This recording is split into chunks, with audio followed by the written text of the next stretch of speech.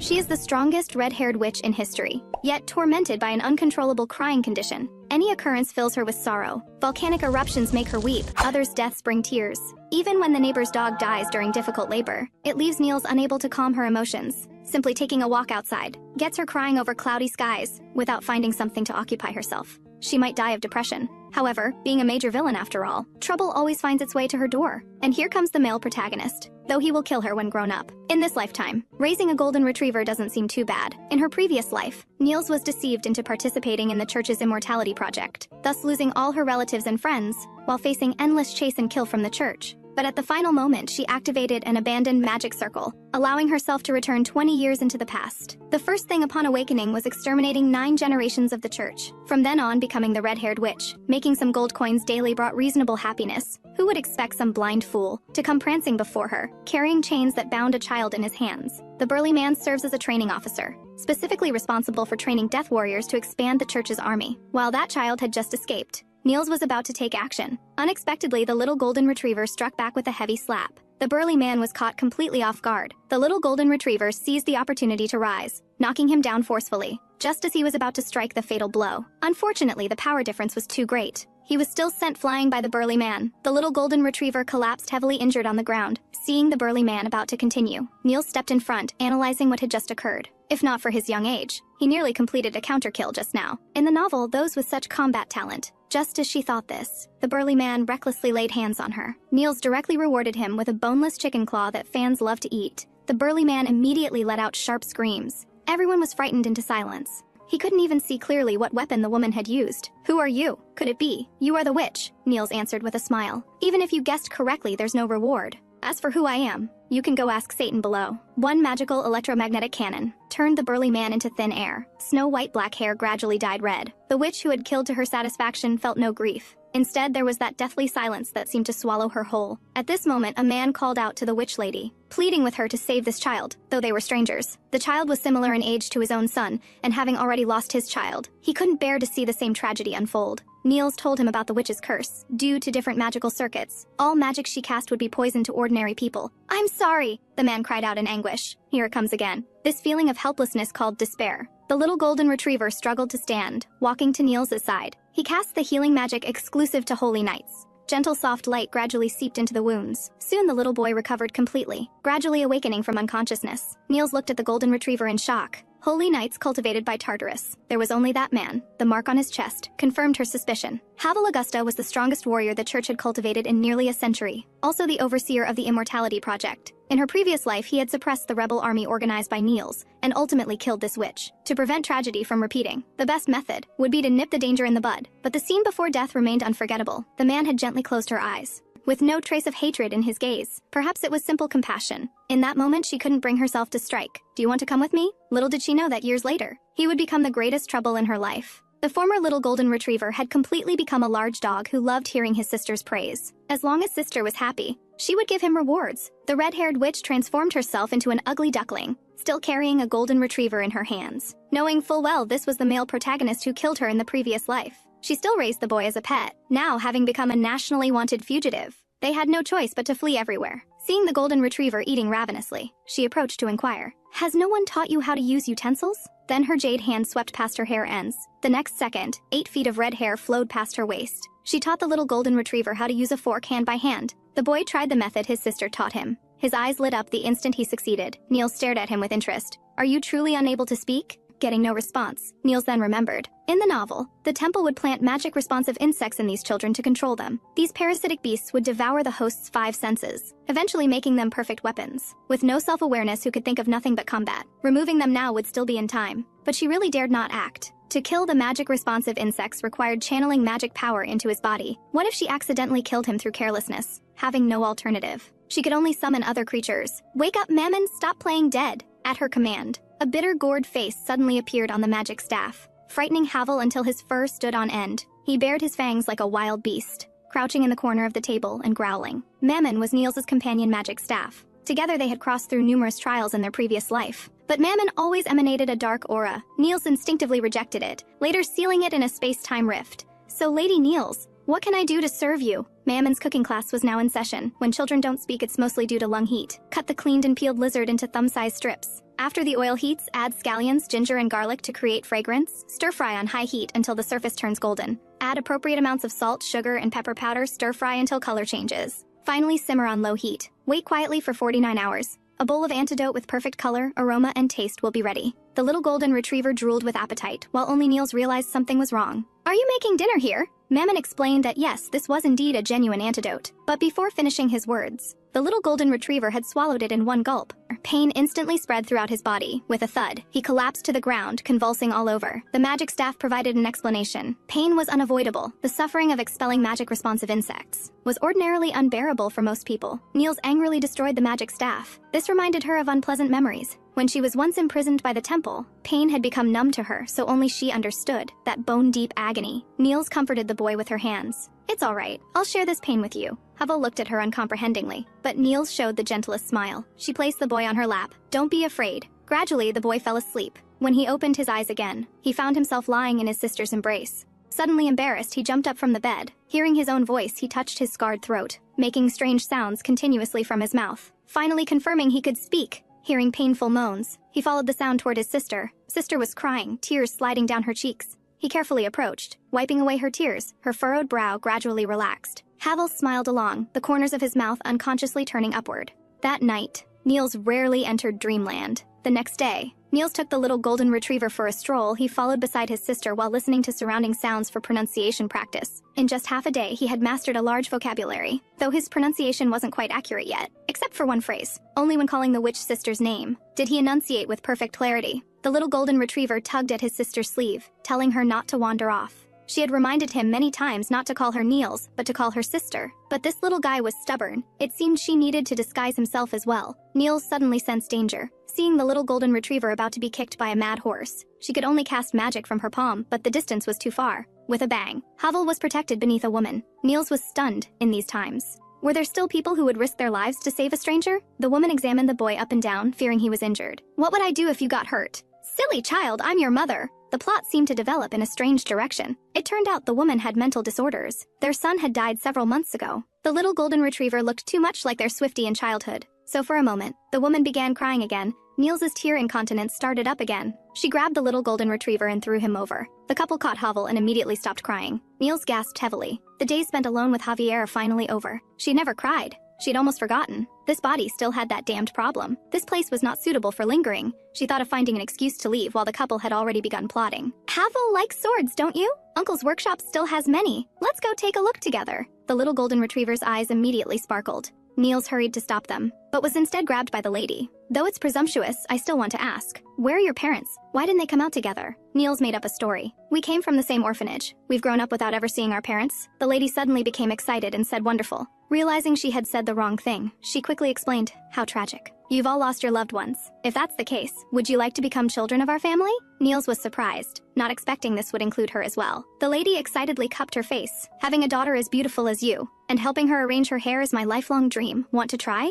Nils should have refused, but just couldn't speak the words. Just consider it finding a free hairdresser. Finally, she obediently let down her waist-length red hair. "How wonderful! If I had given birth to a daughter back then, she would be about your age now. What's the use of having a son? In the blink of an eye, he's grown up, with his own career and ideals, abandoning family to chase dreams, yet ultimately meeting such an end." Nils inquired if there had been some accident. The lady paused for a second, her tone filled with sadness. "He served in the church, sacrificed himself resisting the witch." They couldn't believe. The adopted daughter was actually the witch who had killed their own son. That head of red hair was the most powerful evidence. The magic staff reminded Nils to be careful of that couple. Perhaps this was a conspiracy from the beginning. Rather than sitting and waiting for death, better to eliminate the threat at its root. Little did they know the couple's faces radiated happiness. They wanted to give these orphans a home. The entire street fell into panic. "Something terrible has happened. The witch has appeared. She killed an officer in the neighboring village and abducted a child." The lady suspiciously inquired about the specific characteristics of the abducted child.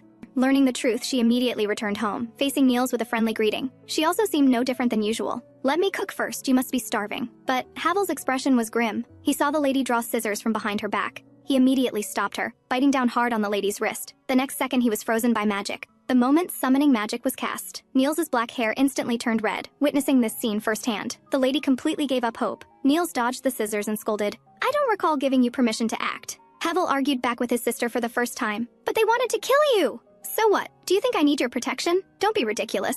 I'm the witch who commits every evil. She pressed the scissors against the lady's throat. She caught bullets with her bare hands, aimed the blade at her adoptive mother's throat. The strongest red-haired witch in history ultimately showed mercy. A smile curved at the corner of her lips, as if deliberately making them fear her. The lady called to the child to come quickly. You've been deceived, that's the witch! Do you know how many people she's killed? Don't be afraid, Mother will protect you. Nils went with the flow, pushing Harwell toward them. What she said is true. You'd be much better off being adopted by them than following me. But Harwell disregarded the obstruction and ran to her, embracing his sister from behind. Nils didn't understand. You could have grown up in a complete family, with parents who love you and a bright future, instead of being hated and ostracized like now following me. Harwell hugged even tighter. He wanted none of these. Whether ostracism or hatred, we'll always be together. Nils smiled bleakly. She had long grown accustomed to being alone. But the couple behind them began to argue. The lady raised her hunting rifle aimed at the witch. I will never let you continue harming innocent people like when you killed my son. Nils questioned her. What kind of work did your son do in the church? Did he ever harm people? Do you truly know nothing about this? Or are you just unwilling to believe the truth? The lady's hunting rifle fell to the ground. She denied it over and over. It's not like that. Wester wasn't that kind of person.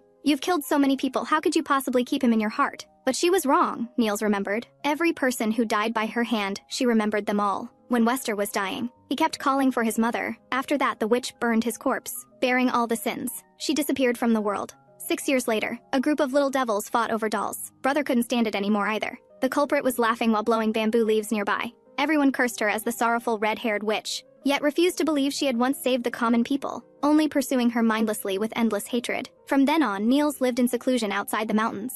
The magical devices she created were promoted by Harwell. Over time, seekers came in endless streams, but Harwell always said, I need to go back and cook for my sister. Who would have expected an accident this time? He forgot to collect the repair fee. On the way home, Emily dragged along a little companion. The siblings had been in the village for 5 or 6 years, but no one had ever seen what his sister looked like. So the girl suggested following him home to see. The two little ones immediately began their mission. After successfully crossing the log bridge, with no time to dry off, they immediately began disguising themselves. After walking for 49 days, they finally reached their destination. Finding the door unlocked, the two walked right in. The sounds from upstairs gradually became clear. The two stood awkwardly in place. Harwell, noticing the abnormality, looked back. How did you get here? The two explained they came to deliver the repair fee. The girl carefully asked, Were you just talking with your sister? Can we meet her? Harwell was about to refuse, when Nils's voice came through. What's happening with all this noise? The two immediately widened their eyes.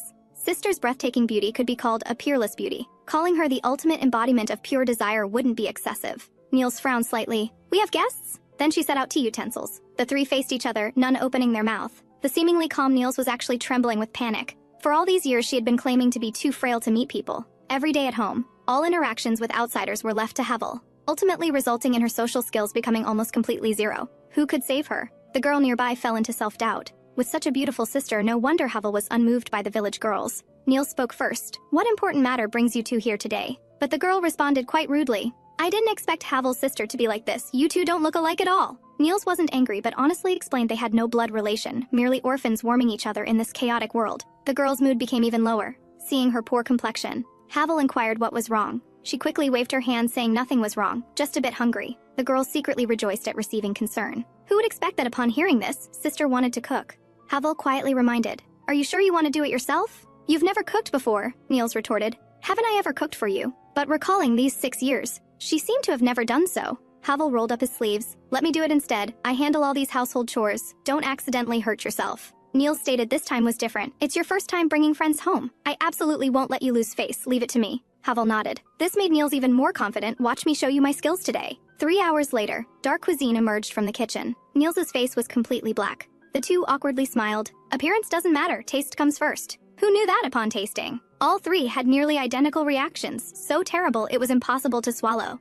Burnt on the outside and raw inside, Nils had to admit. Indeed, using transformation spells to make strawberries was too forced, with an earthy taste. Only Harwell commented favorably. The cream was whipped very well. The long baking time gave it a roasted aroma that I quite like. The girl quietly observed everything, watching Harwell dotingly wipe the cream from his sister's face. Then she smiled as if relieved, yet unaware that the boy's gaze rested entirely on her. At dusk, Harwell reminded his sister it was time to sleep. Nils invited the two to stay here tonight. Consider this place your own home, if you don't mind. You can also call me sister like Harwell does. Upon hearing this, Harwell froze in his movements. After sister left, the two planned to try calling her that. Who expected that just as they began to speak? Harwell warned, No, you can't. That's my sister. His tone carried a hint of threat. After making beds for the two, Harwell smiled as he left the room. Good night, see you tomorrow. Only after hearing the door close did they dare to breathe a sigh of relief. Never anger Harwell again in the future. Sister complex is terrifying. The girl plopped down on the bed with a thud, excited beyond measure for her first sleepover away from home. She suggested sneaking out for an adventure at midnight. If we go now, we might be able to find the man-eating vine.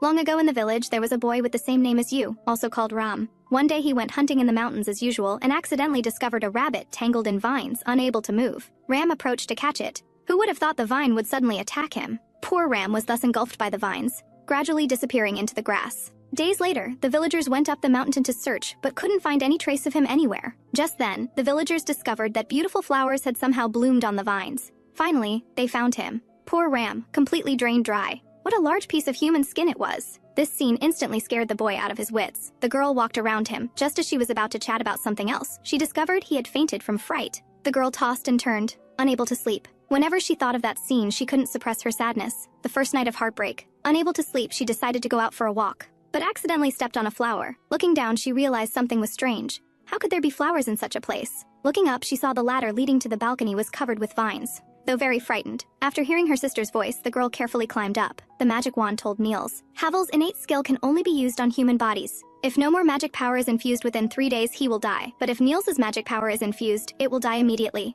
This will bring disaster to everything around. This is the curse belonging to witches. Suddenly came a creaking sound. She immediately cast magic and vigilance. Who would have thought that after the girl opened the window? She actually saw an incredible scene. Her sister's pearl-like tears slid down her cheeks, entwined by beautiful flowering vines, yet without any killing intent. Why did you come out so late? Emily didn't care whether she was a witch or not, only thinking her sister looked beautiful. She immediately approached and held her hand, marveling, is this magic? The man-eating vine shyly retreated. Nils explained this child is timid. In a few more days it will wither, because her magic power is very special. Using it on living beings causes strong rejection, ultimately leading to death. Originally just encountered a dying seed and casually infused some magic into it. Didn't expect it would actually grow, but ultimately still failed. Continuing to infuse her magic power would only accelerate the withering. Emily volunteered, please teach me magic, teacher. Early in the morning, Ram finally woke from his coma. The two only felt the balcony was a bit noisy. Who knew the sound was getting closer? The door opened with a bang. Emily was frantically chasing, scaring even the witch into terror. She leaped down from the high platform. Seeing this, Harwell immediately stepped forward, fortunately catching Nils just in time, then immediately shielded her behind him. What happened? Emily slowly came down to explain the whole situation. Ram got so angry he threw a direct punch. If someone doesn't want to teach, they just don't want to teach. Stop causing trouble for others. Harwell defied his sister for the first time. There's nothing wrong with that, is there? If we can save that vine, sister will be happy, right? Making an expression of as long as it makes sister happy, whatever we do is right. Or does sister have some concerns? This left Nils completely unable to cope. In the immortality plan, Nils had also once taught a student. But in the end, that person died tragically because of her. This will bring disaster to everything around. This is the curse belonging to witches. But speaking of which, past events were Nils' experiences. She's just an ordinary transmigrator. What psychological shadow should she have? Right, what does it have to do with me? Perhaps this could instead help her overcome the shadow. Alright then, I'll teach you magic, starting tomorrow. All 3 of you come to my magic class together, but you must obey my commands, understand? First you must run around the town 10 times. Then swing your sword 9,999 times. As long as you finish before the hourglass runs out, you can get the longed-for elixir of immortality. Harwell knew his friends were being teased. Not only was he not angry, he even wanted to please her. I believe sister ultimately has their best interests at heart. Last night, he saw through the door crack, sister sobbing over the nearly dead poet vine. The hand that was originally going to open the door had to silently withdraw and wait outside the door. Nils decided to start teaching from the simplest transformation spell. She gave each of them a tree branch to replace magic wands. Ram, holding a green onion, advised them to be content, hearing that Nils would demonstrate for them. Harwell quickly leaned close to his sister's ear to remind her using magic directly. Won't there be danger of exposing your identity? Nils indicated it was fine when I'm in a good mood. I'm just like an ordinary wizard. She slowly chanted the incantation, the magic wand in her hand dancing. The clueless Ram thought nothing had happened. Who would have thought the next second a phoenix appeared out of thin air? Nils explained she had cast a transformation spell on the sparrow. Harwell suspected sister's idea of an ordinary mage is already world-class, isn't it? Emily volunteered to try. She aimed the magic wand at the sparrow, then confidently chanted the incantation. But when she opened her eyes, nothing seemed to have changed. Nils and Harwell simultaneously pointed behind him. Ram's head had been turned into a big pumpkin. The angry pumpkin hit her with the green onion. Don't run, quickly change me back! Emily cast magic in panic, but instead turned him into a dish. Scallion fried pork head! Nils couldn't help but laugh out loud. Seeing his sister's amused smile, his lips also unconsciously curved upward. During this time, the two kept practicing magic. Sometimes it was teacup bears, sometimes it was frying pan chickens. The elephant would never know in its lifetime why it became a teapot. Nils was responsible for scoring. Ram finally turned the small bird into an origami crane. Being able to transform into the appearance of inanimate objects, she gave 57 points. While Emily, aside from accuracy still being somewhat lacking, had basically mastered the essence of transformation spells. 87 points could already be considered exceptionally talented. The girl was still regretting not being able to transform into specific animals. At this time, Ram suggested, "Let Harwell give a demonstration." Nils immediately perked up with interest. This should be good to watch. As a sister-obsessed maniac, how could he refuse? He slowly recited the incantation, magic runes surrounding his body. Even the wind moved because of him. Magic power poured out through the magic wand. The sparrow nervously froze in place. Who knew a gust of wind blew by? The little sparrow hopped away. Turned out it was just a coincidental breeze. Nils on the side held back her laughter. The two quietly discussed, not judging by appearances. After all, Harwell just had a face that looked like it would succeed, making the person involved very embarrassed. Unable to hold back her laughter, Nils collapsed on the lawn laughing hysterically. Harwell can't do it. He definitely can't manage it. Emily thought it was too early to conclude. Even stubborn stones have their day of enlightenment. Giving up after encountering setbacks, you're not fit to be a teacher. Nils sighed that today's children really have no manners, need to teach them properly. Fire magic instantly burst from her fingertips, thanks to Harwell appearing in time to block it. Nils quickly apologized. But look, isn't the answer right in your hands? Excellent swordsmanship talent, outstanding tactical instincts, and your innate healing arts can be used to strengthen your physique and help you save the weak. You are a temple knight, born to be one from the start. No need to worry about not being able to learn magic. Someday you will leave me to learn how to become an excellent knight. When that time comes, don't forget to repay me. You brat! Harwell said nothing, but turned and left in disappointment. Practicing magic, he wasn't good at day and night. The slow-witted Nils still thought he was enthusiastic about magic. Only Ram understood clearly. Harwell's persistence was because this matter concerned someone he cared about. Seeing Nils still not catching on, he had to give an example. "Emily, what are you learning magic for?" The person in question answered because it's cool. He shouldn't have asked her. People in this world have different motivations for progress. Some are for fame and fortune, some are for faith. But in my view, Harwell is neither. The reason he wants to achieve something in magic is simply to be able to share common goals with you. Mage and knight are two completely different paths if he really leaves here to learn swordsmanship. When you meet again, will you still have the same relationship as now? Both airheaded girls simultaneously marveled at this boy's high emotional intelligence. The two pondered how to help Harwell regain his spirits. Nils had a flash of inspiration. She had a good idea. The three conspired together in whispers. The next day, she led everyone deep into the forest to learn attack magic. A pack of wolves happened to appear. Nils, being stared at menacingly by the wolf pack, cried out in fear. "We accidentally entered the territory of magic wolves. Everyone quickly get behind me." She chanted a spell and attacked forward. When the magic wolf pounced, she dramatically dropped her magic wand. The next second blood flowed. Harwell timely raised his sword for a counter kill. His first concern was turning back to check if his sister was safe. Nils spoke convincingly. "In this environment, I can't chant spells in time. At this rate, we'll all die here. I've lived till now and never encountered such a crisis." The two complained she loved acting so much. She half knelt on the ground. "Please, can you help me buy some time?" Clumsy acting, yet it completely mesmerized Harwell into a big fool. He chuckled quietly. Sure, the deeper they went, the more coordinated their enemy killing became. Fighting increasingly powerful monsters all the way. The magic wolves had their entire den wiped out by them, becoming part of their training partners. The two little ones nodded simultaneously. "Harwell is amazing, world's #1 sword, truly worthy of you." Nils also joined in. "That was so dangerous. If Harwell hadn't been there, I really wouldn't know what to do. You really are an indispensable force by my side." The person involved didn't react for a long time. Ram thought it wouldn't work. After all, Harwell had always been mature and steady. Halfway through his words, he saw Harwell's cheeks turn rosy red, forcing Ram to retract the word steady. "Really? Did I help, sister?" Nils nodded, then say what you just said again. Emily, who used to like Harwell, was disillusioned. Love-brained men are no good. Ram, as an emotional master, had seen through it long ago. This counts as their own unique form of intimacy. Harwell kept asking his sister to say it again. Nils was too shy and begged for mercy. Several people returned to the wooden house. Emily chanted healing spells. The nearly dead man-eating vine slowly regained vitality. She excitedly raised her magic wand high.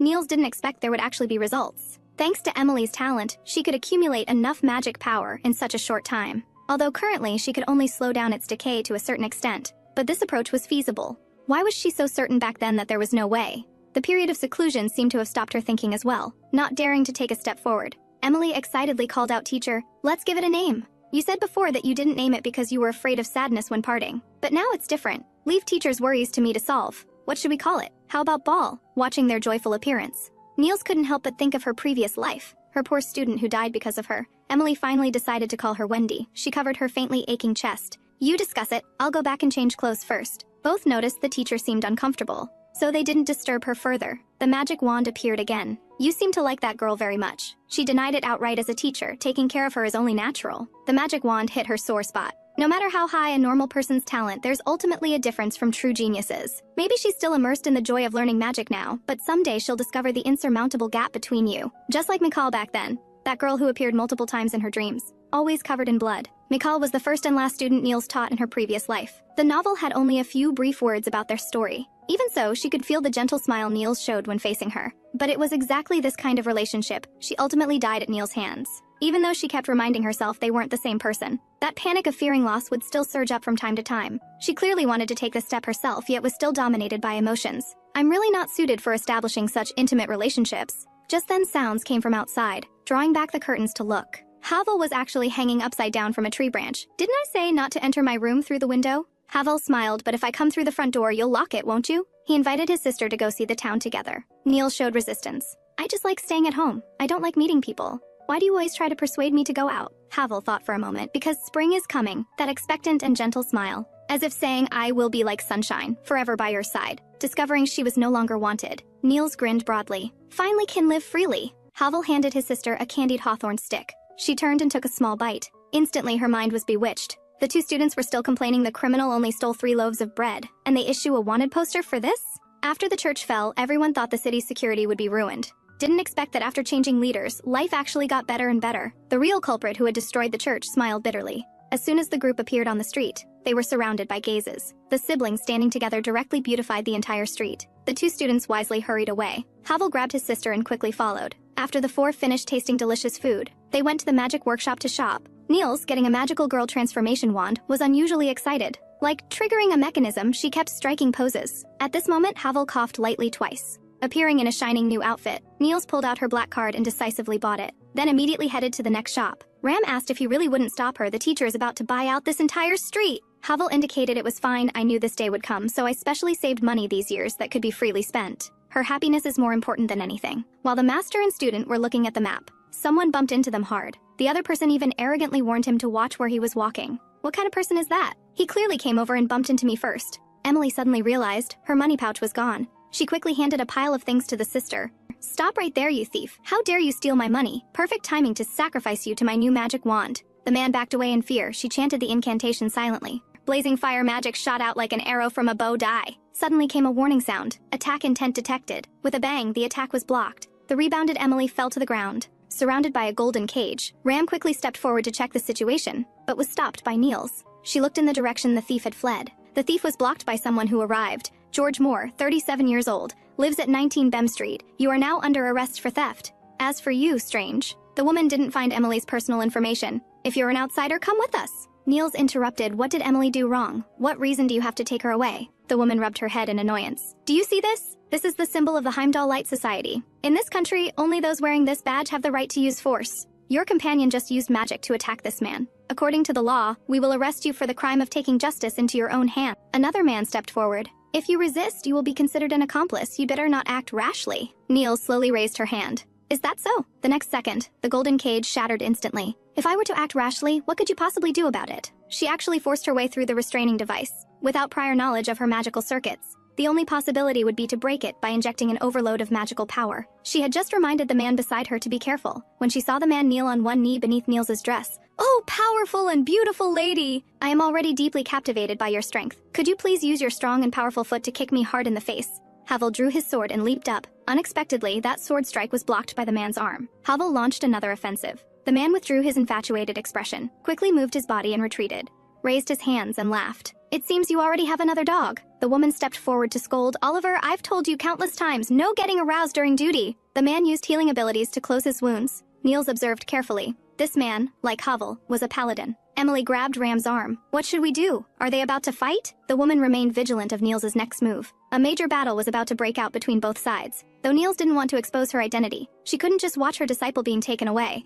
The moment she was about to act, Ram suddenly appeared and urgently called for a stop. The woman warned that ordinary citizens should not approach. But this street is only so big. Swords have no eyes. Injuring 1 or 2 innocent civilians isn't impossible. The purpose of you two being here is to punish those who have done wrong, not to expand the harm. If it can be resolved peacefully, wouldn't that be wonderful? Who would have thought Ram had such talent? Emily hurriedly echoed with an apology. Please don't take him to prison. Given the current situation, this is the only way. Considering her young age and ignorance, not going to prison is possible, but she must go to headquarters for guidance. And all of you must go. Nils was naturally pleased. She had been interested in this Heimdall Light Society from the beginning. The two leaders were no ordinary people, placed in the previous world's church. They would both have captain-level strength. Especially that paladin, taking Harwell's strike head-on just now, was purely to test him. They also have significant influence among the people. Who exactly established such an organization? And that magical device that could restrain people, never mentioned in the novel. Who could be the one who made it? The butterfly effect from Nils destroying the church is growing larger. What will happen in the future is no longer something she can predict. She needs more intelligence about this world. Soon they arrived at the Light Society's base. This place was transformed from the church's former base. George Moore, habitual thief, sentenced to 3 months according to law. Staff members scolded him for breaking his oath. To think they had believed he had reformed.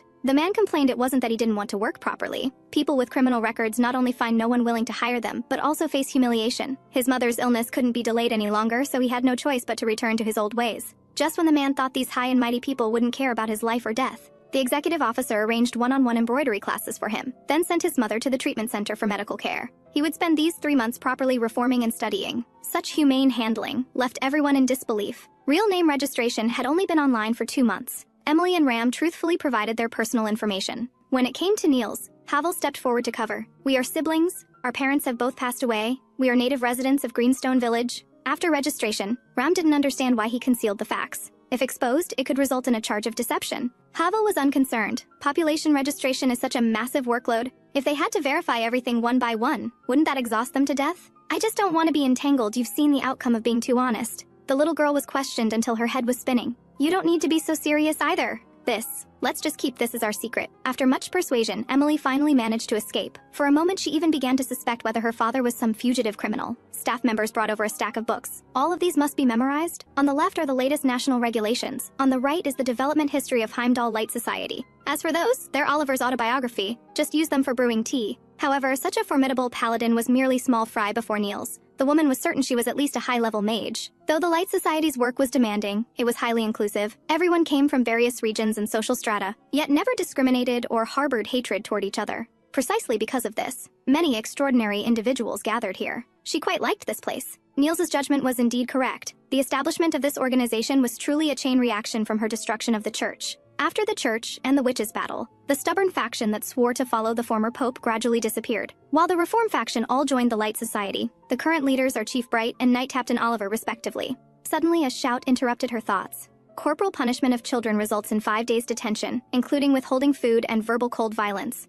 I really hope Mother could see this. Malicious damage to others' property will result in half a year or more of reform. Calculating this way, Ram's sister would have to serve at least 2 years. The regulations are so strict. The security force is short-staffed. The chief happens to be the type who can't tolerate even a grain of sand in his eyes. Regardless of the severity of the crime, he demands strict law enforcement. If he knew we let you go last time, we would definitely be severely punished. But we're still in the early stages of organizational development. Both legal education and law enforcement need manpower. So I have a proposal here. Would you consider joining Heimdall Light Society? While Harwell was still holding a grudge against Oliver for his previous pursuit of his sister, he immediately proposed a duel. His companions cheered for Harwell. Only his sister remained silent, as if she had already seen which way the scales of this battle would tip. Harwell suddenly pushed off the ground and shot forward. His sword-swinging speed was too fast to catch with the naked eye. Yet Oliver was able to neutralize them all. At this moment, Harwell's figure vanished like a ghost. In just an instant, he appeared above, about to launch a sneak attack. Oliver's lips curved upward, very good judgment. Then under his sister's and companions' shocked gazes, he easily dodged the sword with just a slight twist of his body. While Harwell was still stunned,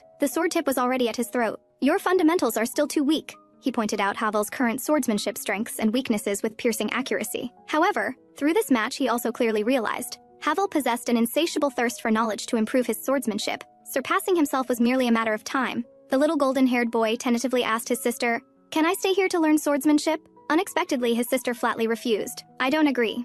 This place is so far away, how much time would it take to go back and forth every day? What about home? Are you going to leave all the housework to me? I'm begging you to think about others before doing things, okay?" His sister's lecture made Harwell's little head gradually droop, since sister said so. Nils chuckled softly and flicked his little head. "Fool, if you listen to everything I say, where is your own will? Listen carefully. Harwell, you never owed me anything. You have the right to make decisions for your own life. If I'm the type who would ignore your future for my own convenience, then I wouldn't be worth your devotion, understand?" She gently stroked Harwell's head, telling him to boldly do what he wanted. She would wait for him properly at home. Sister's smile was as brilliant as warm sunlight, more dazzling than the stars. In this autumn day, it was like a warm current, irrigating the little golden-haired boy's heart. Harwell slightly lowered his reddened face, muttering in his heart, "Sister is too unfair. That Harwell who only gave. finally understood his own will. Then sister, I'm going. Before leaving, he repeatedly assured that he would continue to do housework and meals as usual, absolutely not lowering sister's quality of life because of his studies. Nils waved her hand, mentally calculating to make him a teleportation array. The woman smiled brightly before leaving. Don't worry, we'll send people to your village to set up a teleportation array. He won't need to cross mountains every day to come here for classes. Then she took the master and 2 disciples to meet the magic department head. While walking, she introduced the current situation of Heimdall Light Society. This country's rule of law can be said to have only gotten on track in recent years. But before that, most residents in the cities committed minor offenses for survival. People who had committed small mistakes even made up more than half the city's population. We must enforce the law strictly. Otherwise, without deterrent effect, we cannot reduce crime. But arresting everyone for every little thing would make society unable to function normally. The city would be empty while prisons overflowed. So we came up with a solution. The minister is researching a magical device that can alter time perception. Prisoners think they've served 3 months, but in reality, only 3 days have passed. At this point, Nils's expression darkened. The previous Nils, in order to research immortality magic, had also attempted to dabble in alchemy. Devices that could alter the flow of time were like byproducts left from that time. Could this magic department head possibly be? Just as they entered, the startled latter gave a shudder. A sneeze directly knocked the minister down. The woman hurriedly stepped forward to help the minister up. Sorry for making you all witness this embarrassment. This is our magic manufacturing department head, Mikal Hyman. Seeing that familiar face again, Nils stood frozen in place for a long time. Recalling past moments, that final meeting before death, her tears couldn't stop flowing. Ram was startled. Could it be because of separating from Harwell? The next second, Emily pushed him away with a slap. Actually, teacher has a special constitution. Whenever she sees sad things, she can't help but cry. Like life and death partings and such. Seeing her like this, that girl opposite probably won't live much longer. Hearing the commotion, Nils instantly bristled. That's not it. You're getting more and more ridiculous. This time was different. This was the first time she cried without feeling that endless loneliness. I understand, Nils, even if you face disgust and misunderstanding bearing all sins, you only wanted to save those companions who died because of you. This time, it's the joy of recovery after loss, isn't it? One with tear incontinence syndrome, one crying from low self-esteem, made the surrounding people complain. Were these 2 master and disciple in their previous life? Even their fragile hearts are exactly the same. Nils wiped her tears. After going round and round, Mikal had returned here. Even her personality was as timid as before. Could you please help me prepare a bottle of calming perfume? Using wisteria and marigold as base, it can help calm emotions. But Mikal disagreed. That has strong side effects. Have you considered blending it with stems and leaves? After hearing this, Mikal had a flash of inspiration, quickly analyzing the preparation method. The staff was surprised. It seems this woman is quite good at handling Mikal. Emily on the side felt inexplicably annoyed. She tugged at her teacher's sleeve, pulling the 2 apart some distance. After the perfume was completed, Mikal's mood indeed calmed considerably. Sorry for making you witness that embarrassment. Only then did the staff have a chance to introduce these are criminal suspects and their accomplices. Considering they're first offenders and quite capable, I brought them to see if they could help. Emily protested indignantly. Your magic department head doesn't look much older than me. Is she really that capable? Mikal cried. Not really. She was born into a family of mages. Her brothers and sisters were all renowned mages. Only she had the least talent. Her disappointed parents used connections to send her to study at the church. But when the girl arrived there, the church had already been reduced to ruins by the witch. With nowhere to go, she was later taken in by Bright. But here I can help others, and have indeed made some useful things. The staff immediately objected. There's no should be about it, that's exactly right. Mikal smiled shyly. I still really like my current life. It could be considered a blessing in disguise. No one noticed Nils's bitter smile. Mikal began introducing her research. She divided the magic department into 4 different sections. Basic magic deconstruction and simplification, magical device research, weapon enchantment, and finally the main event. This is what we're currently focusing our research on, development that can alter the flow of time. Don't underestimate it. If successful, humans might even be able to achieve immortality through it. Nils's pupils contracted in shock. This building was the church's base after its destruction. During the cleanup of the ruins, they accidentally discovered remnants of magical arrays that the church had researched halfway. Initially thinking it was just an ordinary array for temporarily freezing time, but as research deepened, I discovered their ambition went far beyond that. Once successful, perhaps all humanity will escape the threat of death, becoming immortal beings like elves. Emily questioned, isn't this so-called dark magic? Mikal denied this. Fantasy novels circulating among the people often categorize magic as good or bad, calling any spell beyond human understanding dark magic. But in fact, magic itself is neutral, with no distinction between good and evil. Nils didn't refute, for example. Transformation magic may be a convenient and interesting spell for you, but for those sparrows whose forms you change, is it the same? There have been many spells in history labeled as dark magic that were gradually cleared in later research, becoming important links in magical research history. Mikal gripped her hand. This research has gained royal approval. It's completely legal. You will support me, won't you? Nils withdrew her hand. It's not like that. This path is full of thorns and hardships. The former Nils had also naively thought she was dedicating her life to academics, But soon she discovered reality was vastly different from her beautiful expectations, pressure and coercion, being forced to harm innocent people. And finally, complete betrayal by everyone. Immortality is an irresistible temptation for most humans. Once this research becomes truly known, its final development direction will likely gradually spiral out of control. When you want to stop the experiments then, for those nobles eagerly awaiting immortality, it would be unacceptable. At this moment, the magic wand appeared. Don't you plan to kill her? This doesn't match the witch's usual style. Nils told it to shut up. Think about why you came back? To strangle the immortality plan in its cradle, but it's about to be revived. When else would you act if not now? You should destroy it, eliminate it. Let corpses and blood soak this city, just like you did before. Nils said she would find a way. Acting rashly would only alert the enemy. If during this time she really succeeds, what will you do then? It doesn't matter, she can't do it. Because that child has no talent at all. She knew well that her disciple could never comprehend it. There must be someone behind the scenes. After thinking it over, Nils decided to get clues directly from her disciple, Mikal. Actually, I am the witch who destroyed the church. I did all this to stop the immortality plan. If you don't want chaos in the world, tell me who instructed you to do this work. No, this method is still inappropriate. At this time Harwell returned, carrying the drunk Oliver. The man had promised to teach him swordsmanship, but only arranged a bunch of basic exercises, then ran off to drink by himself. Oliver pulled Mikal over. Since Zora isn't free to manage today, you come join us too. Mikal quickly refused. Nils suddenly had an idea. She wanted to drink. If she could get Mikal drunk, she might be able to get information from her. Mikal still refused to participate. She had work to do. Who knew Nils would manipulate her feelings? So it's like that. Sorry. I always felt we got along well, wanted to deepen our relationship, didn't expect to cause you trouble, seems I was being presumptuous. Mikal fell for this completely.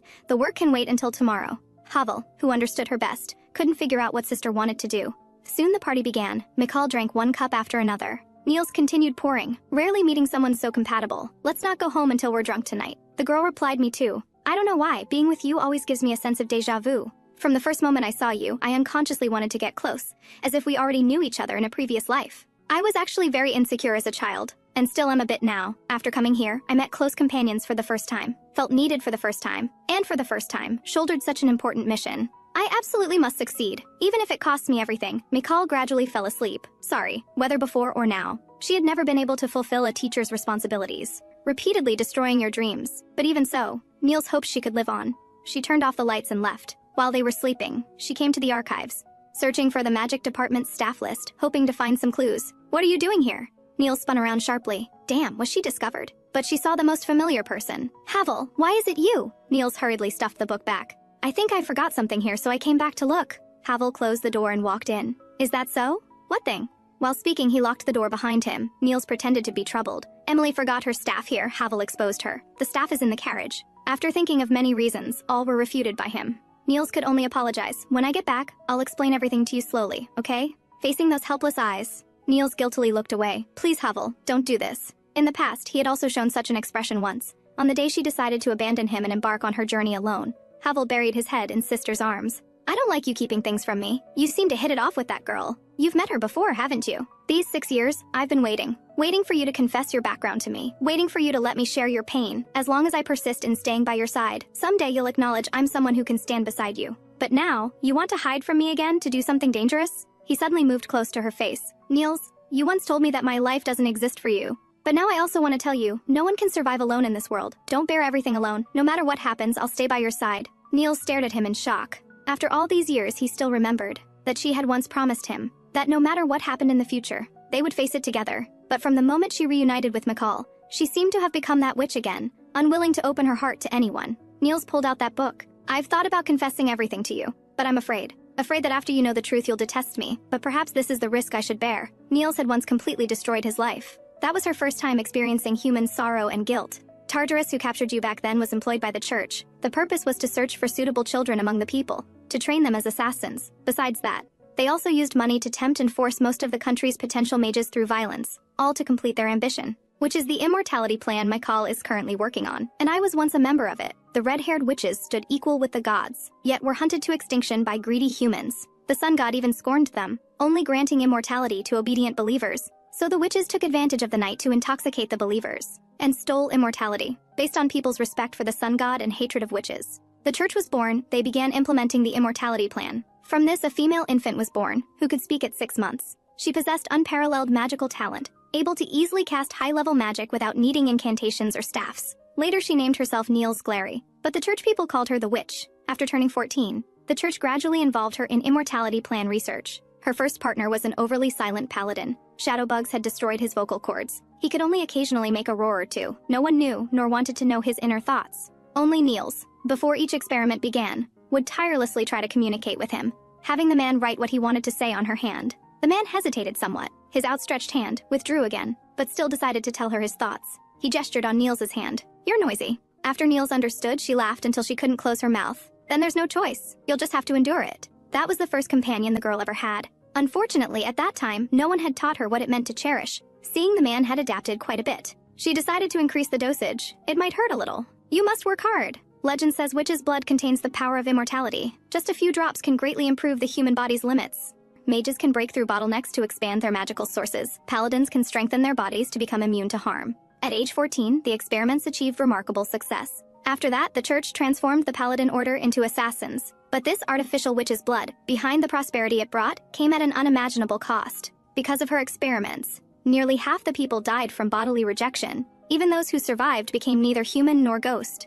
Nils, who didn't understand human emotions, how could she comprehend? She only felt this was necessary sacrifice. Thanks to these people, the church's influence expanded. Only this way would we not disappoint the world's expectations. The woman roared at her. "They are people, not objects. People have dignity and rights from birth. No one is born to be someone else's sacrifice. Even you are the same." The girl fell into thought. The man told her not to take Helen's words to heart, but she asked back, "Why does everyone have names? But only I don't." The man brushed it off. "Because you're special. Special people don't need such things." "Liar, you didn't say that before." That day, the girl heard the man suggest, "It's about time to give her a name, calling her witch every time. Don't you find it inconvenient?" The man firmly opposed. "If she gets a name, she'll develop feelings. Then it'll be troublesome when we want to dispose of her." For the following days, the girl spent time with her research subject, greeting him every day, caring about his physical condition, even though he never responded to her. The girl extended her hand. "If you can't speak, you can write here," facing that completely unresponsive face. The girl slowly withdrew her hand. "Right, he can no longer respond now. All of this is my fault. It's all my fault." That year, the witch was 14, 3 years and 6 months before she betrayed the church. Even now, she still occasionally dreams of his appearance. The boy, sharp as a wolf. That man.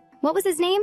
Nils panicked. She hadn't mentioned the transmigration yet, and had never brought up his name, so Harwell didn't know that was him. Seeing sister's difficulty, he had to give up asking. "But someday I will know," Nils asked tentatively. "Don't you think I'm a very cruel person?" Harwell was puzzled. "Why? All the disasters were brought by the church, not you. Don't hate the wrong person. Even if the victim was me, I would never resent you for it." She looked down with a bitter smile. From the moment she decided to atone for herself, how many painful and lonely days and nights had she experienced until now? But now she had someone to discuss strategies with. Someone to confide her troubles to. She was no longer alone. The next morning, hungover Mikal just opened her eyes to see Nils smiling brilliantly. "Good morning." She was stunned for a second, then immediately apologized. "It was supposed to be a welcome party for you, but I got drunk alone." The next second, she vomited all over the floor. Nils told her to rest first, but Mikal refused. The others should be coming soon. As magic department head, she couldn't set an example by skipping work. Today was also Nils's first day joining the magic department. "Since everyone will be colleagues from now on, could you take me to meet them?" The two brought Emily along. The girl carefully noticed that Nils had an earring. "Quickly tell me which little handsome guy gave it to you?"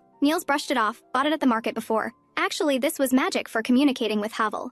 As soon as Mikal opened the door, she was startled by the noise inside. The sharp-tongued gentleman who had the upper hand in arguments, and the muscle woman who resorted to fighting when she couldn't win verbally. They were arguing constantly. Mikal got angry. "I'm asking, do you think continuing to argue like this will lead to any results?" Nils was surprised that Mikal, who was always submissive to everyone, could now directly express her dissatisfaction. It seems these two had earned her deep trust. "Sorry for making you witness this. Actually, they have a very good relationship." Nils carefully observed the two. Basic Magic Department Leader Gale, no parents mentioned in records, appears to have noble blood. Weapon Enchantment Department Leader Reina, a battle-hardened veteran who had been stationed at the frontier, stripped of position after conflict with superiors and came here of common birth. There was also another, Magic Device Department Leader Modiri, one of the earliest Heimdall Light Society members, an effort-oriented person who rose from the bottom, but strangely, he walked without making sound. At this time, Harwell communicated. "How are things on your end?" Nils felt this group was somewhat abnormal, but based on experience among these three, Gale from the royal city had the most suspicion. Though Reina had broken with the military, acting couldn't be ruled out. Modiri was also the one with the cleanest record among them, but there were still some concerning aspects, combined with the information Harwell collected. In other words, the mole was indeed among these three. To root out the mole, Nils had already entered the game. The Magic Department's library must contain research results from the church's leftover immortality plan. But like in her previous life, they were all insignificant experimental reports. Without the witch's blood, they hadn't researched anything of value. At this moment, someone handed her the book she was looking for. Nils instinctively took it. then suddenly screamed after realizing. The man told her to keep it down. He snuck out to slack off. Don't attract everyone over. It was this man again, always appearing silently behind her. Information about the sun god collected by the church? Why the sudden interest in such ancient legends? Nils made excuses that she was just casually reading, as a believer wanting to understand some things. The man said he meant no offense, he wasn't from this country, but in his birthplace there's a saying man can conquer heaven. But he greatly admired the church for such behavior of mortals acting as gods. Faith is a mirror. It can reflect people's hopes that they entrust to gods but cannot obtain, and push the desires they dare not face onto witches, using this as spiritual comfort and escape. Before Nils came, he and Mikal conducted experiments together. Encountering any difficulties? Nils sensed he was testing her. Biology and time, which does the Light Society think would be a better starting point? According to legend, they usually believe immortality only exists in specific species, like witches. Therefore, the church's research direction has always been changing the body's energy, making it strong enough to resist the erosion of time. But this idea has been proven wrong. Legend says the witch's immortality was stolen from the sun god. Assuming the story isn't fabricated but actually happened, then what the witches stole should be time magic. The array I saw in Mikal's room before also proves the consistency of their thinking. Nils said this had enormous hidden dangers. If humans could freely manipulate the flow of time, applying it to others or even the entire world, it could cause irreparable massive harm, perhaps. That witch who destroyed the church came from some future point by reversing time and space. The moment the truth surfaced, Nils's expression froze. Her body unconsciously stepped backward. Why would this man tell her these things? Just speculation? Or was he testing her? The man suddenly returned to his carefree appearance. These were just his baseless guesses. Because of infinite possibilities, magic is so fascinating. How about it? Interested in joining the basic magic department? At this time, Emily came looking for her teacher, but saw the two alone in a room. Mikal immediately exploded. You're slacking off again! If this continues, I'll cut your funding. Before leaving, the man didn't forget to recruit. Remember to consider my proposal. Nils fully realized things had become complicated. Later, she told Harwell about this.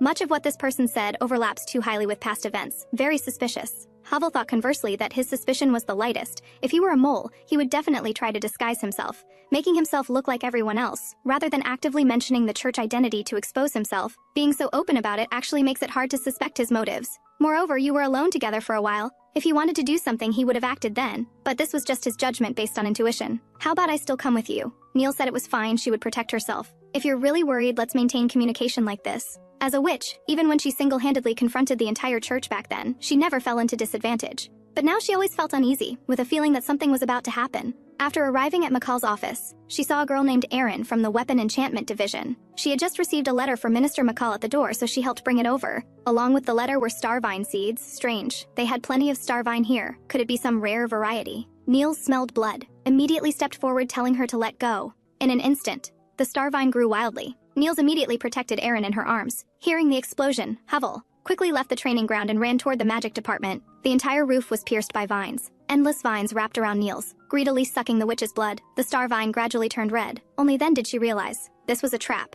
If she cast magic directly, it would blow up this girl too. But if she let it escape, the tragic ending of her previous life would repeat. She might lose them again. Hearing the explosion, Harwell didn't hesitate and immediately rushed to her side. The moment she saw the boy, Nils immediately seized upon this glimmer of hope. She shouted with desperate urgency, "Quick! Chase after those vines! They've stolen my blood!" Without a moment's hesitation, Harwell leaped straight out the window, with the captain of the guard following close behind. Emily carefully helped her teacher to her feet. Watching the trembling girl with concern, Nils suddenly sensed something was wrong. The one who planned this incident might not be alone. Meanwhile, Harwell chased into the depths of the forest. After careful observation, he discovered the vine's appearance was extremely similar to his sister's starlight vine. Nils had said before that starlight vines nourished by blood would recognize their master. The way it was fleeing looked as if someone was controlling it from behind. Timing his moment perfectly, Harwell leaped forward and split the vine into fragments from the middle, but after several sword strikes, he couldn't damage the vine's root, instead arousing its survival instinct. Recalling Nils's tone at that time, it was the first time she had spoken to him so earnestly, so he absolutely would not disappoint her.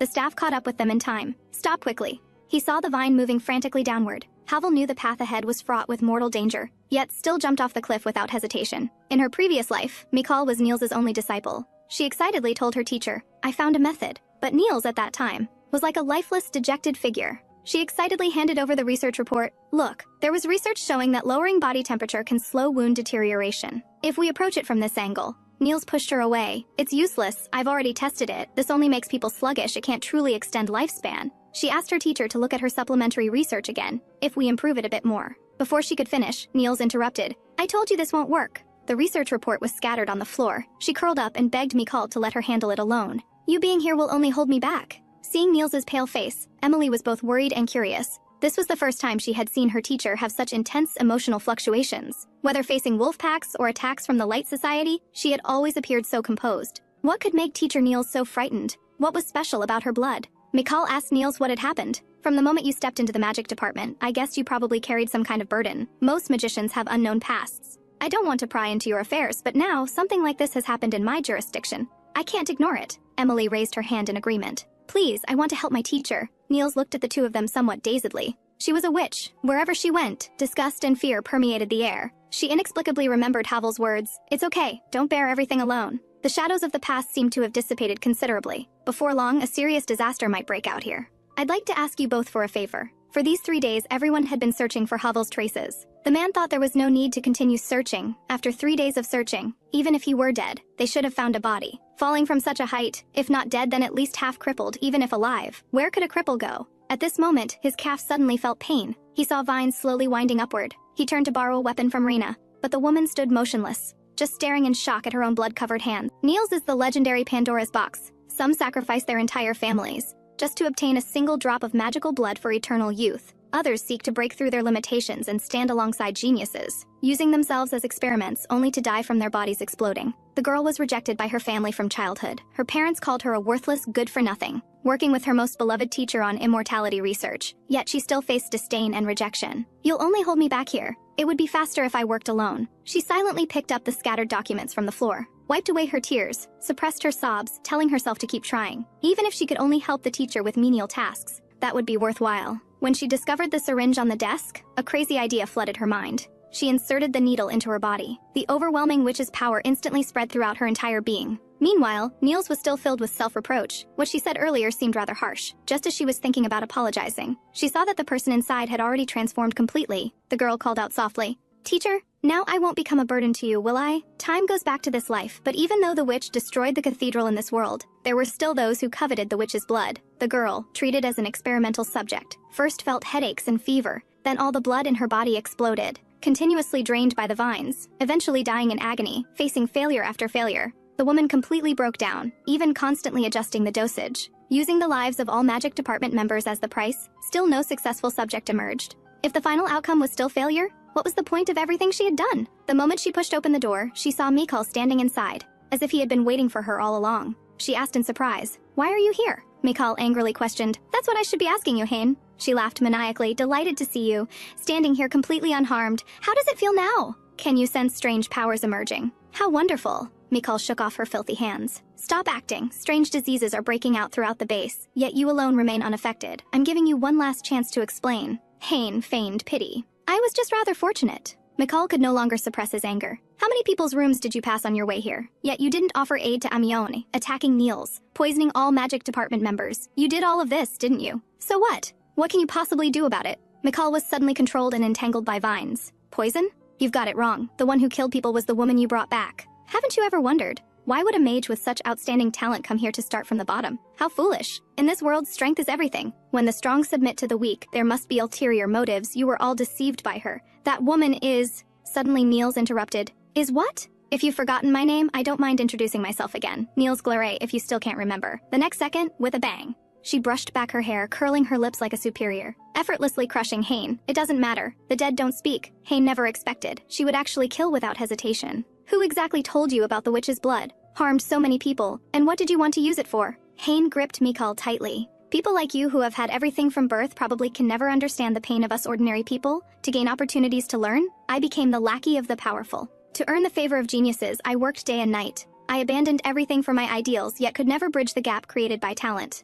Then you appeared. This might be my only chance, in this lifetime, to change my destiny. Don't worry, to test the proper dosage. This is the last bit of blood I have left. I won't waste such precious material on her. Wish me luck." The tragedy of the past life repeated itself, just 1 second before the woman was about to inject. Havel and Emily descended from above. The next moment she was subdued on the ground. Hain was unwilling, furiously shrieking, "Give it back to me." Even stranger was, why would her own starlight vines obey this woman's commands? After stabilizing the situation, Nils wanted to ask them for a favor. Something big might happen soon. "I just contacted Havel. We need to coordinate our story externally, claiming that Havel has gone missing. Using the search for the missing Havel as pretense, we'll dispatch personnel to search the vicinity, preventing the perpetrator from taking my blood away from here. Currently, we suspect the attacker of Nils was an insider, and we already have a suspected target. In that recent attack, she could have handled it herself, but that girl used her body to prevent her from using magic, allowing those vines to escape. Once Hain cannot leave this place, she might carry out her plan internally. I hope you can help me create some serum. McCall indicated no problem, but before that, you need to tell me what exactly is going on. Why does the perpetrator absolutely need to obtain your blood? Nils finally confessed. Regardless of how you react after hearing this, you must remember that our priority is resolving the current crisis. I am the witch you're all hunting. Upon hearing this, Hain argued vigorously. You heard what he said. She's the witch, the enemy of the Order of Light. I'm your comrade. Give it to me. The next second, a blade was suddenly pressed against her throat, causing Sister to get hurt, then forcing her to reveal her identity. Each and every offense is enough for you to die 10,000 times. I'm very angry right now, you'd better be sensible. Otherwise, while speaking, she also glared at Mikal, until Sister spoke up, let go. Only then did Harwell obediently withdraw. Mikal, that thing in your hands, you should understand its effects. All this time, I've been pondering a question. That day, what killed that person? Was it the witch's blood, or my arrogant belief that I was different from her? So this time, I hope you will speak with her. If it were you, would you also gamble everything you possess? For that infinitesimal hope? Hain desperately pleaded with Mikal. Return the witch's blood to her. This world is inherently unfair. I just want to break through my limitations. Give myself a chance. If it were you, you would surely understand, wouldn't you? No, I cannot do that. Mikal showed no wavering. Though we were equally mediocre in talent, never achieving any outstanding accomplishments. Whenever the night grew deep and quiet, I too would feel pain and inferiority about myself. When Nils told me about the witch blood's effects, I also had that momentary temptation. I loves her colleagues here, loves this job, loves the sense of achievement that comes from solving difficult problems. Therefore, I will not gamble my entire life for this minuscule hope, nor do I wish to see you harm yourself for it. Rather than achieving nothing in this lifetime, what I fear more is the possibility that I might never be able to engage in academic research again. Hain roared that she was talking nonsense. No matter how much effort you put in, it will all be futile in the end. Even so, I still believe there are things in this world that I can accomplish. Hain was stunned. The indescribable anguish poured out in this moment.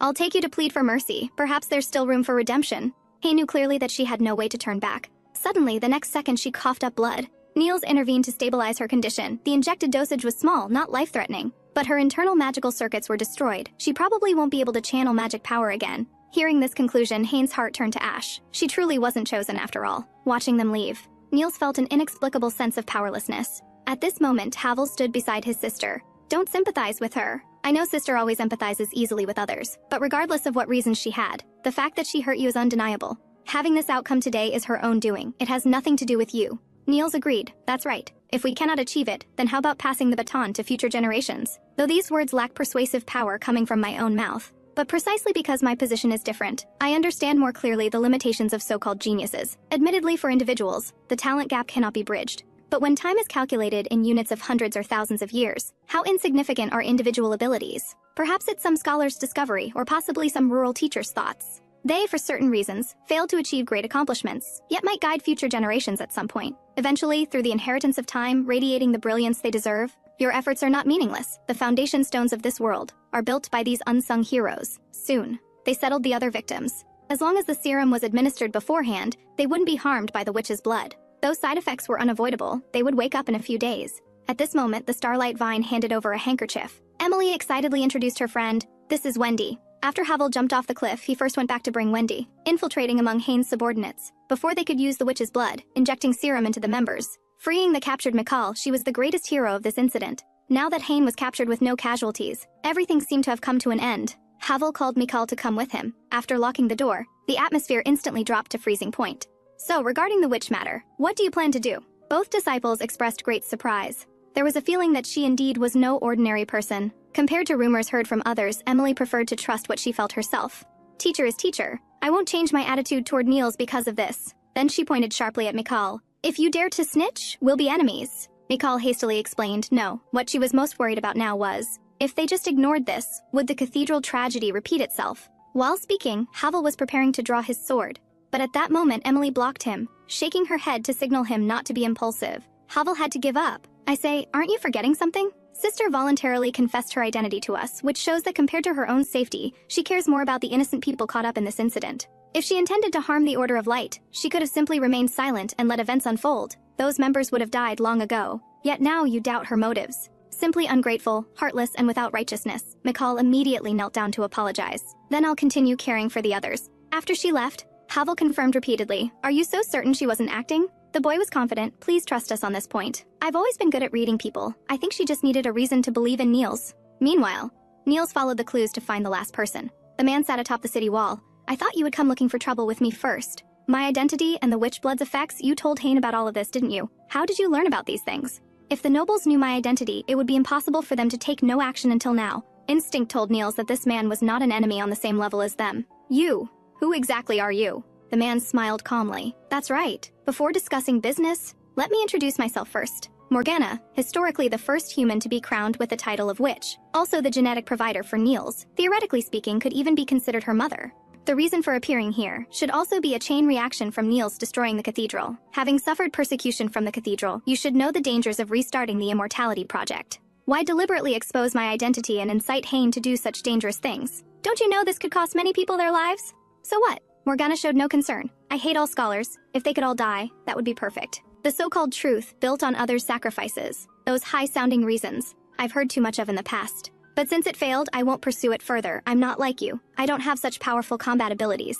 Aren't all witches supposed to be exceptionally strong? Not at all. She's just a woman who happens to look this way and has some special abilities. Prophetic dreams. This is what makes her different from ordinary people. The girl was born in a small village. Scenes from her dreams would occasionally come true in reality. She treated it as a form of life's entertainment, adding some trivial amusement. Never imagining this would plunge her into an irredeemable abyss. One day she told the boy who bullied her, "Your house will catch fire, and you'll die there too." Sure enough, her words proved prophetic. The villagers united to capture her, sending her to the burning platform for execution. Fortunately, the cathedral passing by at that time took her away. But that wasn't salvation. It was another nightmare. There she learned to use her abilities, and understood that what troubled her every night weren't simple dreams, but prophetic visions. Like a useless beast, crushed and discarded. That was her fate. Fear nearly consumed her. To change all this, she planned to escape several times, even seduced male researchers asking them to take her away. But no matter what she did, the prophetic dreams told her it was futile. Until one day, the cathedral was engulfed in roaring flames. The true witch appeared. This was her only chance. The future changed. Her originally inevitable death showed a turning point. Her dreams had never been wrong before, so she was certain that something beyond the rules had come to this world, changing her destined course. And that person was the only variable. Morgana didn't want to return to that prison, she reminded Nils. You're about to encounter trouble. Have you heard of the grandmother paradox? Traveling through time to kill one's own grandmother, then my existence itself would be erased. Congratulations, Nils, you've twice resolved the cathedral's conspiracies. Prevented countless people from being drawn into these inhumane experiments. But have you considered, if the Immortality Project is stopped, then witches won't be created by humans. Then who would you be? The one who crossed time and space to save everything. Several days later, Nils returned to her hometown. People were busy sowing seeds. A luxurious carriage came to a stop. McCall stepped down sighing. Finally home. They're back. The boy rushed off the carriage with open arms. Fellow villagers, I missed you all so much. But no one paid attention. The villagers spontaneously gathered around Harwell. You finally returned, Emily whispered mockingly. Didn't you have any premonition yourself? People always need some expectations, don't they? Nils stepped down from the carriage, revealing long black hair that made her fair skin appear luminous as jade. So this is Harwell's sister. They've been here 6 years as siblings, yet this was the first time seeing her. She's truly beautiful. Wonder if she's easy to get along with? Ha ha ha! Look, Colin seems to really like her. Nils quickly dodged the boy trying to grab her dress hem. The atmosphere suddenly fell silent. Everyone felt a hint of displeasure. That's not allowed. Sisters' clothes have protective magic. It wouldn't be good if you accidentally got hurt, right? Receiving the signal, Nils agreed with a hum. The atmosphere instantly returned to normal. Fortunately, Harwell smoothed things over. She still wasn't suited for interacting with people. Looking back now, her connections with people in this world all originated through Harwell as the catalyst. Miss Nils, I'm Colin's mother. Sorry about that, he was truly rude just now. Nils indicated it didn't matter. Is your health better now? Yes. That's wonderful news. To celebrate this good news, come to my house for dinner tonight. Before Nils's mind could react, Mrs. Scott is so cunning. I wanted to invite her too. How about we several families get together and hold a celebration for Miss Nils's recovery? And install a washing machine at my house while we're at it. She just recovered from illness. How can you be so shameless as to trouble her with such bothersome things? Nils waved her hand explaining. It actually doesn't take that much time. She inexplicably recalled Morgana's words. Because you repeatedly sabotage the Immortality Project. At this point in time, Nils will no longer be born, therefore the world will gradually erase your existence. No corpse, no name, as if you never existed, except for those few children who have strong bonds with you. Probably no one in this world will remember any trace of your existence. So how much time do I have left? You're more composed than I imagined. At most, only 3 days. So Nils also told them this way. At most, only 3 days. The villagers began preparing for the evening celebration. Harwell and Mikal also joined in. The boy asked him, Are you really not planning to join the Order of Light? They're very sincere. As long as you're willing to participate in training, they can help recommend you for night brigade work. Isn't your life ideal to become a knight? Harwell scratched his head. That's true, but I don't want to get too close to them. After all, sister's identity is sensitive. The closer to the center of power, the more likely her identity might be exposed. Although I have confidence that I won't let her be harmed no matter what. The mental anguish brought by suspicion and betrayal cannot be erased. Even if there's only a 1 in 1,000 possibility, that's enough reason for me to refuse. Emily rushed over, brandishing a kitchen knife. You men are so easily overwhelmed by emotions. Didn't the teacher say before that she doesn't like you giving up your future for her sake? Don't you think making all decisions revolve around others is a manifestation of abandoning yourself? Harwell's eyes held a gentle warmth. But you see, just as emotions aren't everything, life isn't solely about achieving fame and success. Isn't that right? Being able to stay by my sister's side and protect her, that is my true self. Both of them froze simultaneously. Harwell, you really are truly a hopeless sister complex. Harwell's ears turned red. What's wrong with being a sister complex? They don't even have a sister. Pushing open the door, he saw his sister studying earnestly. Don't use brute force, aftershocks might cause fractures, but you need to be quick, shape it before the temperature drops. Harwell walked over with confusion. Nils turned around, wiping the sweat from her face. You came at just the right time. She placed the red-hot iron sword in water to cool it down. Give it a try. Test how it feels in your hand. With a swoosh, the wood was split into pieces. With just one glance, Nils spotted the problem. No good. The weight distribution is uneven. If you use a sword like this, people will definitely mock you. Let's start over. Sister, did you make this for me? Of course, you can't keep using that ordinary iron sword. She wanted to add some magical protection to it. But her own blacksmithing skills were simply too poor, damn it. Why is this so difficult? Hearing Harwell call her, Nils turned her head. Having you is all I need. As long as you're here, I desire nothing else. Soon the celebration began. Everyone in the village gathered together. Nils quietly watched everyone. The magic wand appeared at this moment. Don't you plan to struggle desperately one more time? Or sneak away quietly? Find a quiet corner to die alone, that would be more like you. Nils had indeed considered it, but in the end changed her mind. If she were to leave without a word like this, it would only leave those around her with regrets that could never be erased. At first it would probably be very painful. But witnessing it firsthand is better than a disappearance where life or death remains unknown. He's a strong child. As time passes, perhaps one day he'll learn to let go. Then, surrounded by everyone, he'll live out his life. The things I couldn't accomplish, I at least hope he can fulfill for me. Harwell looked back at Nils, waving happily as he ran toward his sister. Everyone's going to dance later. Will you join us? He scratched his face somewhat shyly, then said, if possible, with me. Suddenly he was interrupted. Harwell, thank you, because you were here. These 6 years haven't been lonely for me. How strange, a witch abandoned by all, actually fantasizing about what it would be like to live an ordinary life like normal people. But you see, Nils's body finally began to sink at this moment. Her folded hands, at this moment, could no longer touch anything substantial. They both looked toward their teacher. Harwell's world seemed to collapse, suspicion already forming in his heart, realizing the moment of losing his sister. He tried to control the emotions that were about to burst forth. Hearing them say they wanted to take the teacher to see a doctor, Harwell let out a roar. Don't touch her. What nonsense are you spouting at a time like this? Can't you see she's unwell right now, Emily? They stopped their movements, only to see their teacher gradually fading before everyone's eyes.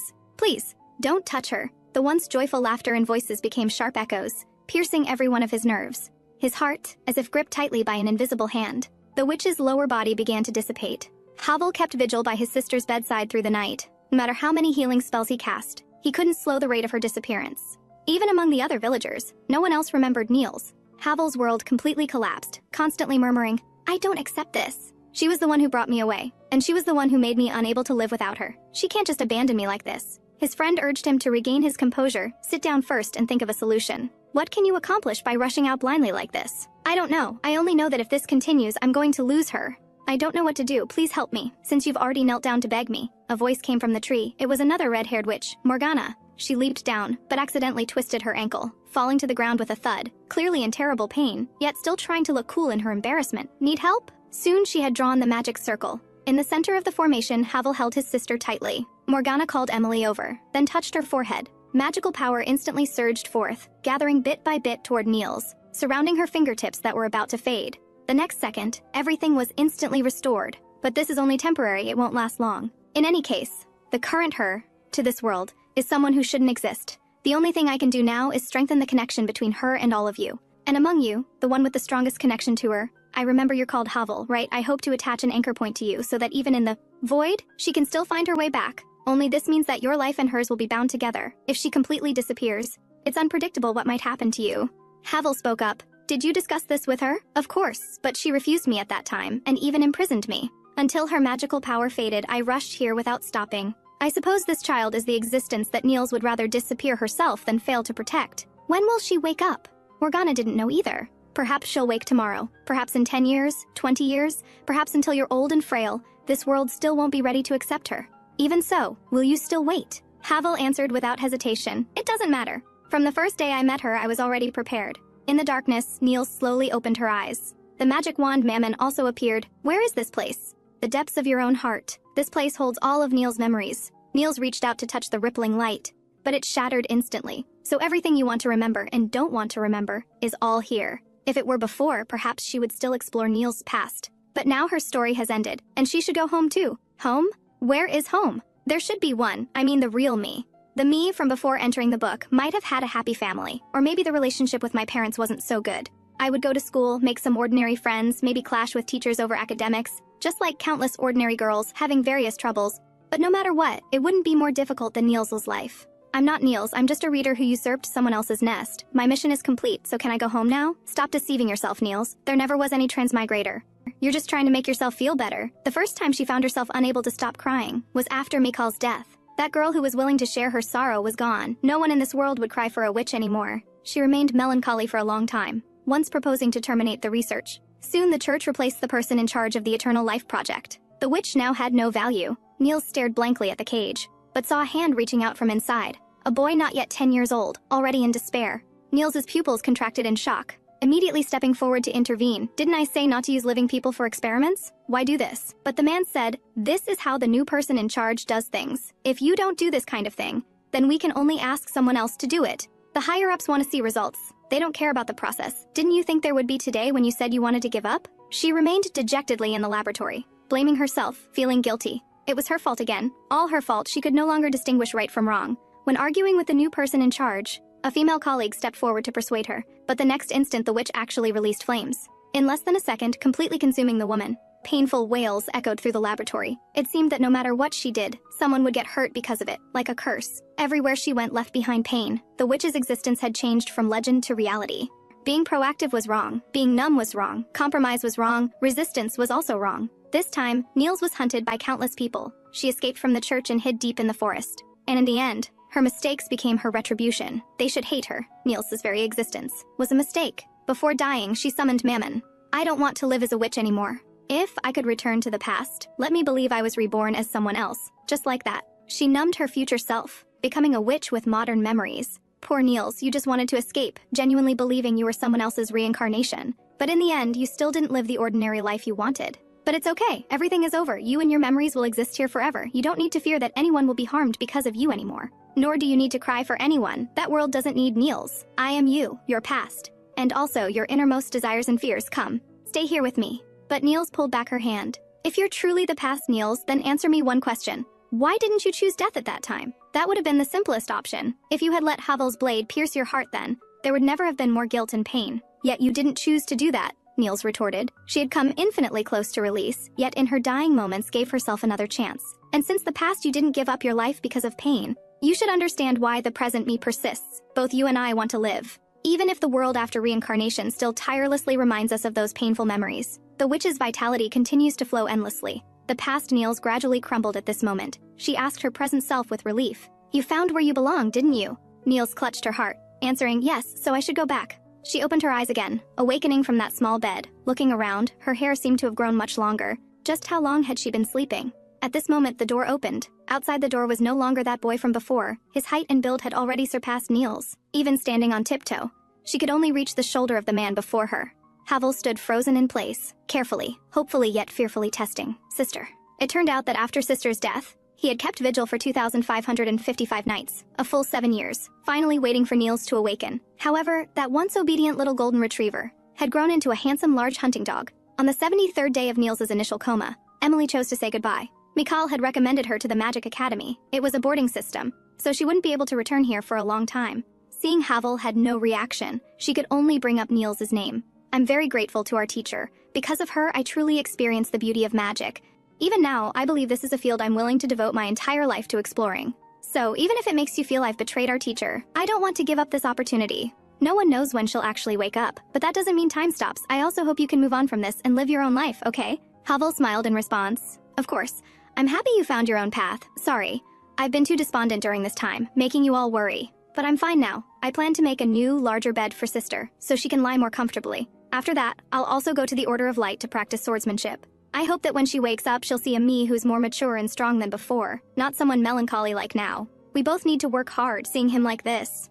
Emily finally felt relieved. Then see you after graduation, take care. He would wave goodbye, counting the days every day, from 100 to 300, 1,000 to 2,000, a full 7 years. When he pushed open the door and saw his sister standing before him again, Harwell didn't hesitate to pull her into his arms.